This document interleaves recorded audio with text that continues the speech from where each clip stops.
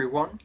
I'm Anthropomantic Fiend, and I do horror-related things on the internet. Before I get into this ranking, I would like to say that I have hit 400 subscribers, and I'm just extremely grateful to everyone who cares enough about my content to subscribe to me and to keep watching my videos, leaving really nice comments. I'm blown away by how many friends I've made and how many people care about the weird stuff I do on my channel. I will be doing a contest. I've already figured out basically what the prizes are going to be and what the questions are going to be, but I want to wait until the madness of the holidays is over. Thank you again to everyone. I'm blown away by your support. This is the third ever of my Daybreak videos, which still sounds too much like a rip-off Twilight movie in some ways as a title, but I'm sticking with it. This is kind of a bookend to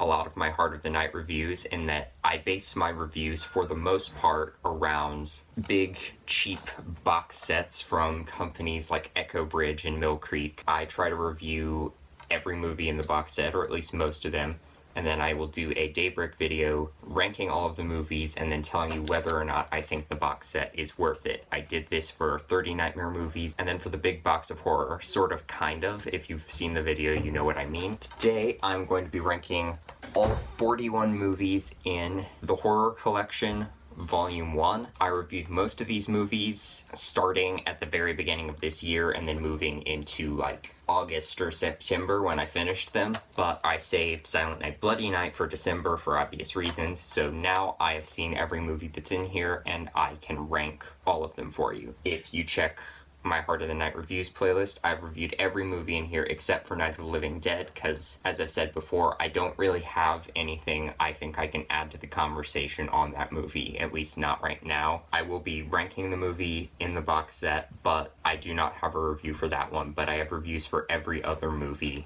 I won't be going into great detail on all of them, but I will be talking about all of them briefly as I rank them. So without further ado, let us get into the ranking of the Horror Collection.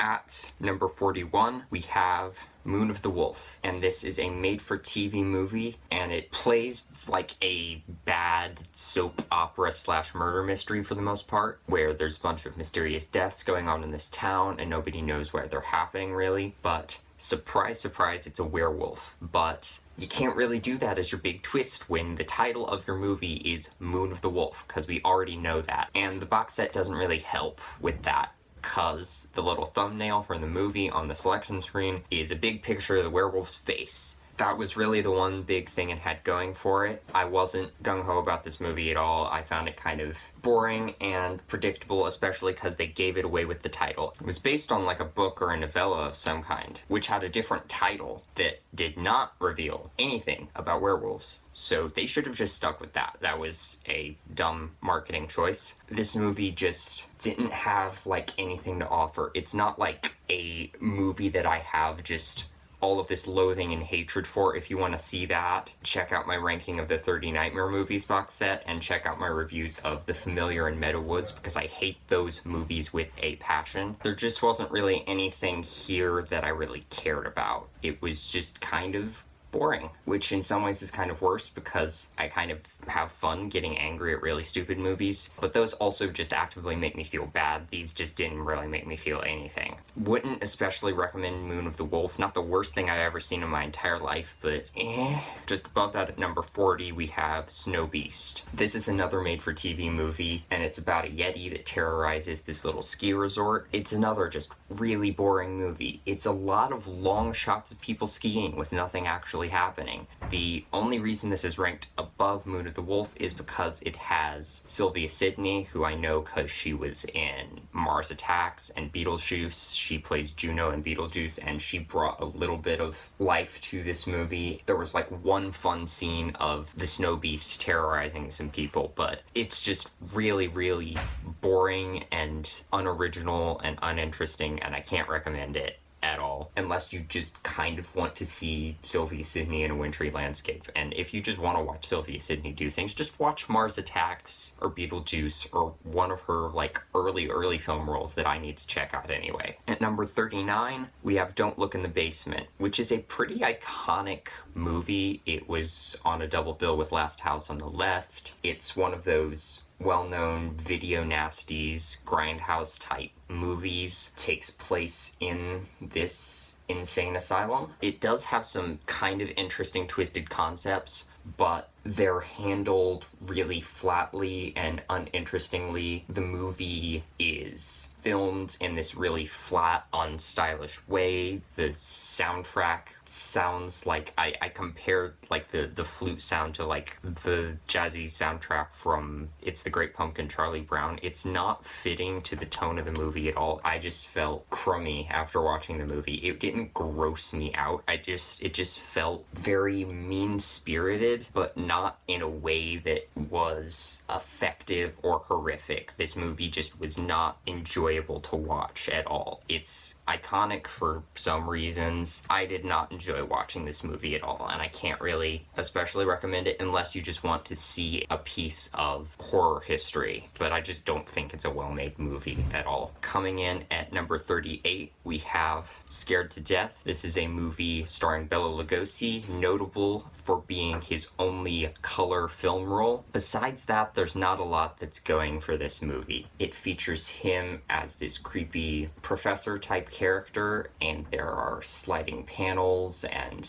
creepy passageways. This one is just down here just because it's not really notable for any reason at all. It didn't actively make me feel bad, and I do like Bela Lugosi, but there's just not a lot happening in this movie that I really cared about. You can take or leave this one. If you want to see Bela Lugosi in color, sure, go ahead, but it's not anything to write home about. It's got a lot of the classic sort of old dark house tropes to it, but not done in a really interesting way. And at 37, we have The Snake People. This is a film with a much more sort of voodoo angle to it. There's a cult on this island that some outsiders are visiting, and Boris Karloff is there. Boris Karloff is quite possibly the only thing I liked about this movie, besides some of the visual style. If I recall correctly, there's kind of a sexist military man and this woman who's a bit more ahead of her time, and they're constantly sparring, and they try to do some interesting character stuff, but nobody's really likable in this movie at all. Again, when you're dealing with kind of the voodoo cult horror movies of this period, there's obviously like racism there that is not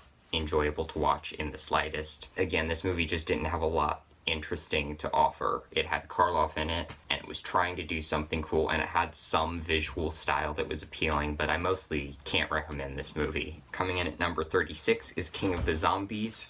This is another one of the voodoo movies. This features a group of Americans whose plane crash lands in the middle of a forest where there is a house that they live inside with a man who seems to be practicing voodoo and creating zombies. This, again, suffers from a lot of period racism. It features Manson Moreland, who is a popular African-American comedian of the time, and his comic timing is really good, but his depictions of his characters, especially in this movie, are definitely very, very racist. There's definitely this playfulness to the movie that I can appreciate on some level. I get what they were going for. It's kind of an early horror comedy, but the comedy has aged very, very poorly, and period racism can't really find a lot of fun in that. Don't really recommend watching this one. At number 35, we have Ring of Terror.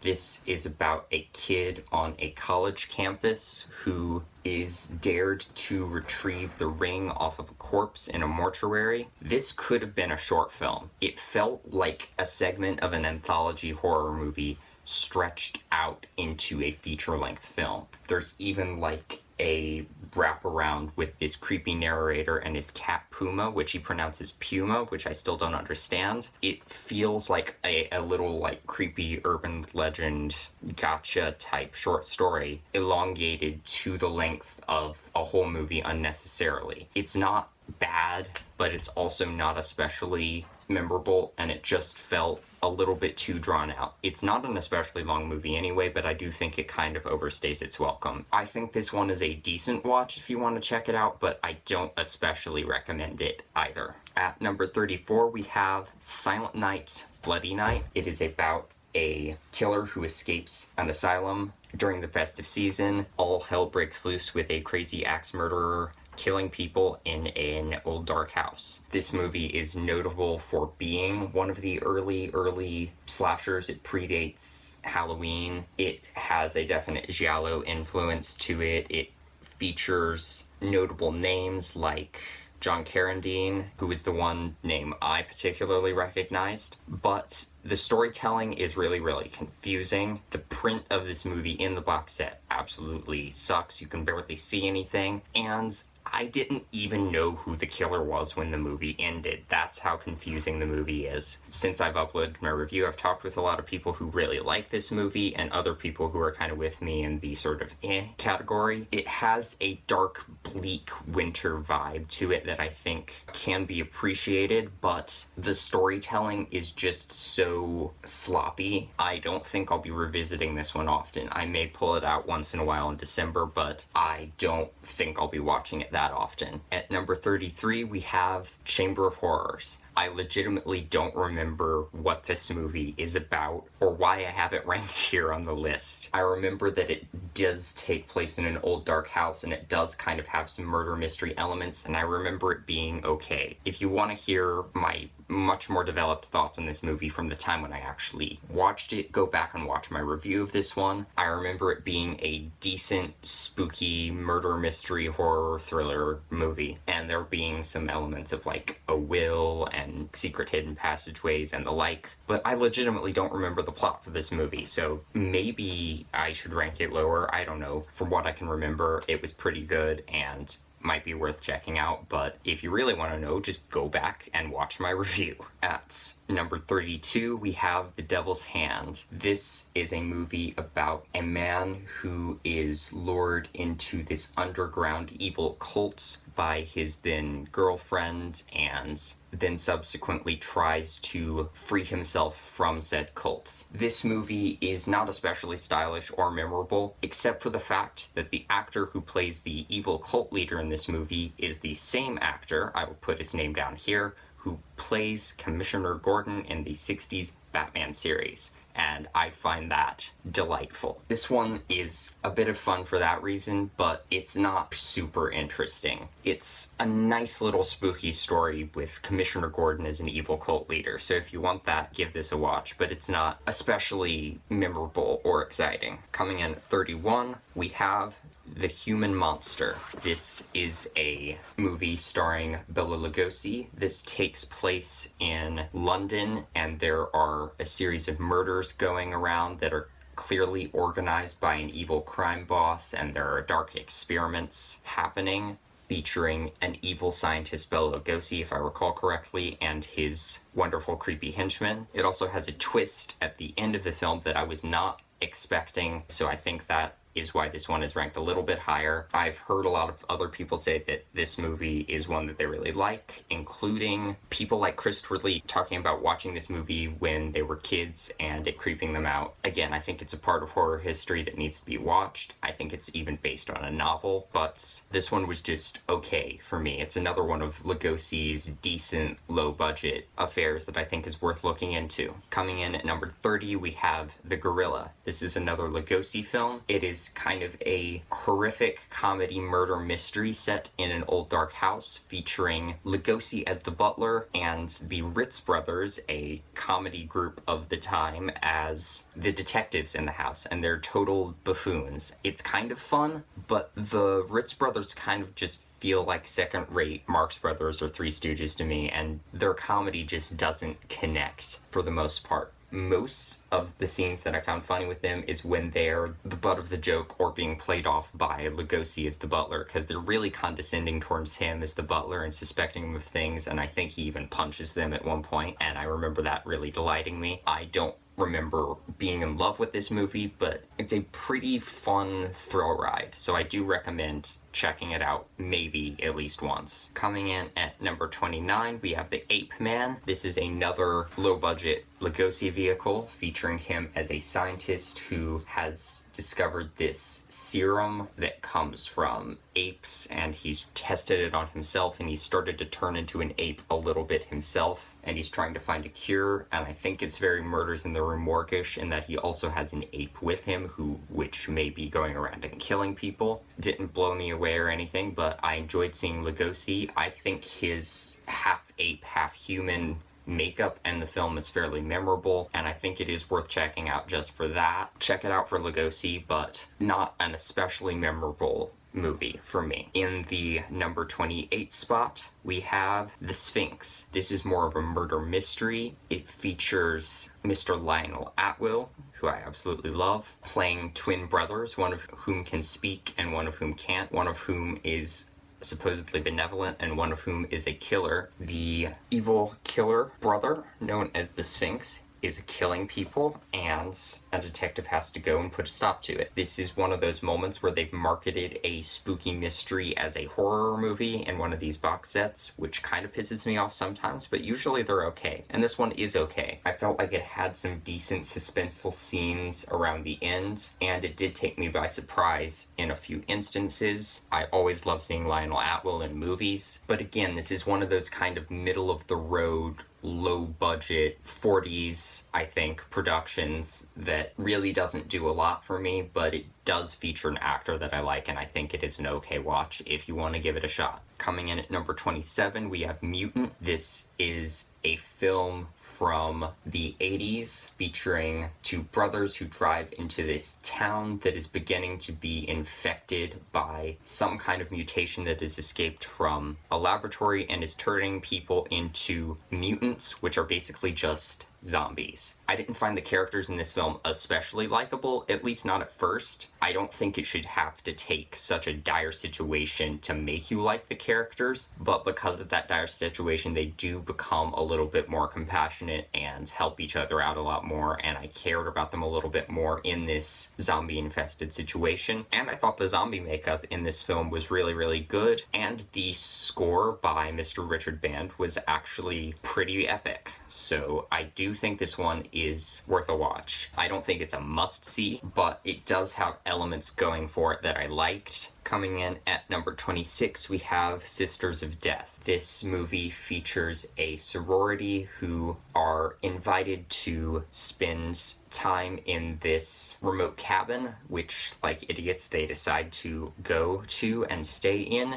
and they start getting killed off. This is definitely one of those kind of sort of sorority slashers from the 70s, 80s, but it has an element of the sorority itself being kind of cult-like and nefarious in some ways, and a tragedy killing someone in the early act of the film that sets everything in motion. I found the characters kind of likable. I liked the aesthetic of this movie in some ways. It was also kind of weird, and the twist ending was so disorienting. I think this one is a decent early weird proto-slasher that's worth looking into. Coming in at number 25, we have Dead Men Walk, featuring George Zucco in dual roles as a good living brother and his evil twin who practiced black magic and has come back as a vampire to prey on the people of this little town, with his henchman played by Dwight Fry. Poor Dwight Fry deserved his chance to play people that weren't Renfield and Fritz-style lunatics, which he never really got. This is one of his last film roles. It's okay. This is an okay example of these style of spooky gothic horror that I love, but there are far better movies in that style featuring both of these actors. But it is kind of cool to see Zuko in a dual role, and it is a decent little spooky 40s horror movie. Coming in at number 24, we have Werewolf in the Girls' Dormitory. This is what it sounds like. It is this all-girl school where a werewolf has escaped and is killing people. I believe this one is dubbed from Italian. It's a little bit of a mess, but it's a fairly entertaining mess. It has a decent score. I find the characters fairly engaging. The plot had a murder mystery feel and a lot of different elements that were kind of hard to keep track of, but they kept me invested in the story. Definitely a very middle-of-the-road movie for me, like a lot of these. It was weird enough and interesting enough that it ranks a lot higher than some of the other movies on this list. Coming in at number 23, we have Good Against Evil. This is a film about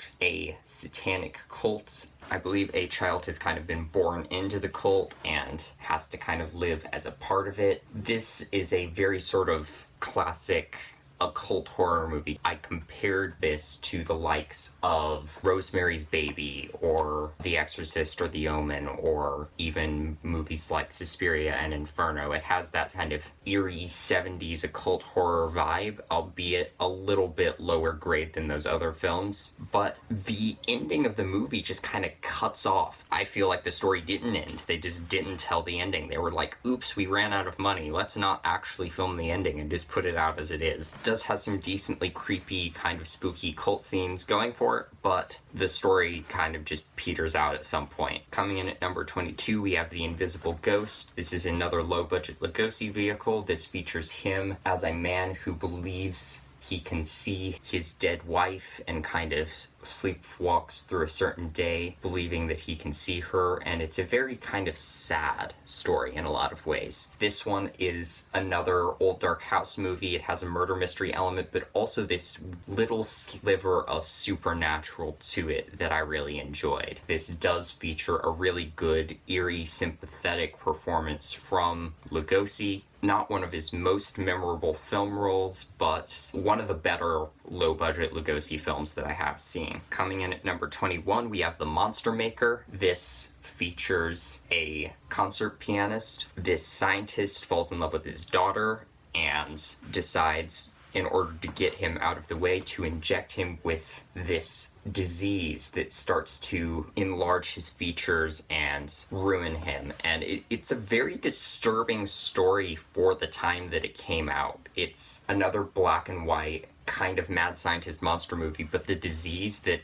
is injected into this man, I believe, is a real disease. It has this very disturbing medical, almost body horror feel for the time. It has a little bit of that dated feel just because of when it came out, but the story itself remains genuinely tragic and disturbing and eerie, and this poor guy becomes a truly sympathetic monster. This scientist is more twisted than you can possibly imagine, and we discover some stuff that I never would have expected given him. So I think this is a really worthwhile, twisted little horror movie. Coming in at number 20, we have I Bury the Living. This movie takes place all around this little workstation where there are a bunch of pins pushed into this board marking, I don't remember, it's the graves of the houses of the different families in this town. I believe it marks the graves, and if there's a white pin in, it means the person's still alive, and when the black pin goes in, it means the person is supposed to be dead. This man absent-mindedly messes with the pins on the board and then discovers that the person whose pin he messed with actually died, and he starts to believe that he has these occult powers that are somehow controlling who lives and dies. Throughout the film, we can never tell if he's legitimately developed these weird powers or if he's just going crazy or what's happening. It messes with your mind in a really great way. Not a lot of character development, but the whole thing just kind of hinges on this really weird premise in a way that I thought was pretty effective and engaging. Coming in at number 19, we have Horror Hotel. This is a movie starring Christopher Lee. This features a young university student who decides to research witchcraft in this Massachusetts town. She begins to suspect that there may actually be a coven of witches still living there. This one is a very eerie gothic horror film. This one kind of rubbed me the wrong way because it kind of implied that the so-called witches that were killed in the witch trials and the likes of Salem were actual witches who deserved to die, which I think is disgusting. But this also just has great performances from all the cast members, and I thought it was a decent spooky occult horror film in a vein that I really appreciate. Coming in at number 18, we have Kill Baby Kill. This is a Mario Bava film. I liked this one more based on its creepy atmosphere and its score more than any plot elements. We do have a man coming into this creepy little village to investigate deaths, but I was mostly there just for the creepy atmosphere and the fog and the colors and the weird cobwebby dream sequences, and it is more of a vibe piece, not on the same level as other kind of Italian artsy horror films like Suspiria, but definitely a much more atmosphere-based mood piece in that way, and I enjoyed it for what it was, even if the storytelling didn't pull me in. The aesthetic definitely did. Coming in at number 17, we have The Ape. This is a movie starring Boris Karloff. It features him as a kindly scientist, or so it seems, trying to help this girl who has lost the ability to walk, but he has been mostly unsuccessful, and at the same time, everybody in the town thinks he's kind of a crazy. There are kids who like to throw rocks through his window, and it's just very sad for him. At the same time, there is an ape that escapes from the nearby circus and seems to be going around to houses killing people, particularly people who seem to have crossed this scientist, and we don't quite know why. This movie, I felt, was not especially stylish visually or aesthetically, but it features Boris Karloff in a great performance. It had a lot of heart to it. What this guy was genuinely trying to do was right. I genuinely cared about the characters in this movie, and I really do highly recommend this one. I think it is one of Karloff's most underrated movies. Coming in at number 16, we have Night Train to Terror. This is a bonkers 80s horror anthology with a wraparound segment set on a train featuring God and Satan in the conductor's car arguing over the morality of different people on Earth. Meanwhile, there's just a constant weird 80s dance number going on constantly in the other cars of the train. And then we have 3 different segments. One of them features a weird scientist conducting sick experiments on different people. The second features an evil cult, and the third features Nazis brought into the present day from World War II through a pact with Satan. There are some practical effects in this movie that are wild and bonkers and gnarly, and I love them. There are some amazing stop motion parts that I love. The subject matter, particularly in the first, which kind of has some rapey overtones to it that I did not like at all, and the third, Nazi stuff, it's a weird 80s B-movie through and through, and it clearly knows what kind of movie it is, and it doesn't care, despite some of the kind of cringe-inducing subject matter. I do think there is actually some really good storytelling here and just a fun, cheesy 80s horror vibe that I think is definitely worth looking into, and the wraparound is just so weird that it has to be seen to be believed. Coming in at number 15, we have The Wasp Woman. This is a Roger Corman movie featuring a woman who runs a makeup company, but their sales aren't doing well, and she thinks she's becoming old and unattractive and not a good face for their brand anymore. So she comes in contact with this scientist who basically helps her to create this new product out of wasp jelly from the queen wasp to be exact, that miraculously restores her youth, but it also turns her into a bloodthirsty wasp woman at certain points in the film. This is a classic Roger Corman cheesy B-movie. Very low budget, not great effects, pretty cheesy acting, but a legitimately engaging, weird, wonderful story and really fun music from the same composer who did movies like A Bucket of Blood and Little Shop of Horrors. Definitely recommend this one. Coming in at number 14, we have White Zombie. This is one of Lugosi's most popular films. It features him as Murder, the leader of a voodoo cult, and his own little horde of zombies who has decided to help a man who has fallen in love with another girl who's engaged to someone else to turn her into a zombie and bring her to him. This one came out not too long after the original Dracula. It does suffer from some of the same period racism that basically every voodoo zombie horror movie of the time, but This one takes this spot because of the eerie atmosphere that it contains and Lugosi's amazing performance as Murder. They perfected some of the technology that they used in Dracula. Not only just this use some sets from Dracula, but it also uses the eerie eye glowy thing that they tried to do in Dracula, but they actually managed to line it up with his eyes, so it actually looks really good. Coming in at number 13, we have Lady Frankenstein. This movie, I believe, is Italian. It was dubbed into English, and it follows the daughter of Baron Frankenstein as she helps him to create a monster and basically lets it loose. It goes on a rampage, and she does her own weird, sick experiments to her heart's content. This has an atmosphere very, very similar to a Hammer horror film, but with a kind of sleazy 70s exploitation vibe injected into it. I'm a total sucker for the aesthetic of this thing. The monster is not interesting. He's a mindless killing machine, but the scenes of him were very entertaining in a cheesy monster movie way, and I think if you are a fan of classic Universal and Hammer horror, but also of 70s exploitation, you need to check this out. This one is as high on the list as it is for sheer fun factor. Coming in at number 12, we have Terror. This is a Roger Corman movie starring Jack Nicholson in a very, very early role, as well as Boris Karloff and Dick Miller in a small part. Jack Nicholson has come to this creepy old castle. He's been led astray from this war. He comes in contact with this creepy Baron played by Karloff, and a lot of weird rumors circulating about this girl that he keeps meeting. The plot of this movie is kind of confusing and weird, but this was made in like just a few days on sets left over from The Raven because Roger Corman wanted to make more money by using the same sets and shooting a quick film, and then a bunch of reshoots happened with different directors, including Francis Ford Coppola. It's a little bit of a mess, but it has that Corman gothic feel that I really enjoy, and one of the last really great performances from Karloff and a great early performance from Jack Nicholson. Coming in at number 11, we have The Indestructible Man. This features Lon Chaney Jr.